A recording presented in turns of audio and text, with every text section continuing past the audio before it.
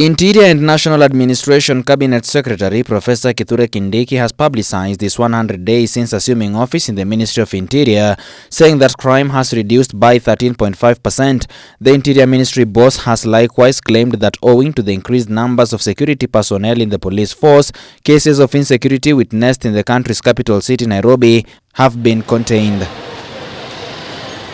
However, the Interior boss says that banditry continues to be a thorn in the flesh, but the government through his ministry has continued to disrupt the activities while recovering almost 60% of livestock that was stolen by cattle rustlers, and security teams are in hot pursuit of the missing of 40%. The only challenge is that they have been recovered in bits and pieces, because what these criminal gangs do is immediately they strike and steal the livestock.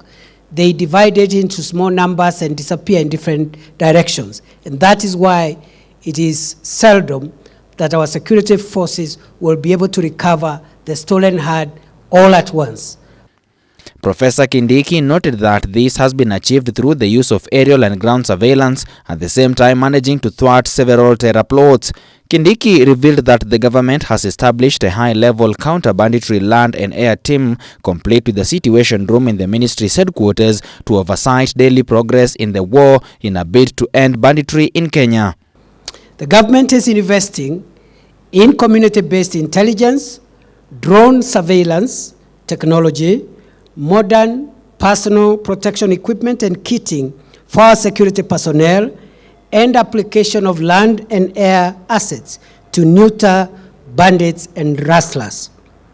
To ensure success of this national endeavor, I have established a high-level counter-banditry land and air team, LAT, complete with a situation room at the ministry headquarters to oversight daily progress in this war.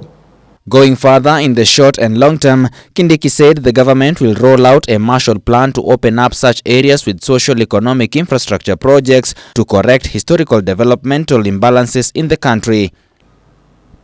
Why am I convinced that we shall win this war in the long term? It is because, as the minister responsible, I have the support and guidance of the head of state and the commander-in-chief. I also have faith in the team at the ministry which is working with me, including the PSs that you see behind me here today, but also the command, the rank and file of our security agencies. I am convinced that our security agencies, especially in the formed units, have the capacity to deliver the results that we require. Kindiki insisted that neither occasional antics nor glorification of bandits will deter the government's resolve to eliminate them and the threat they pose.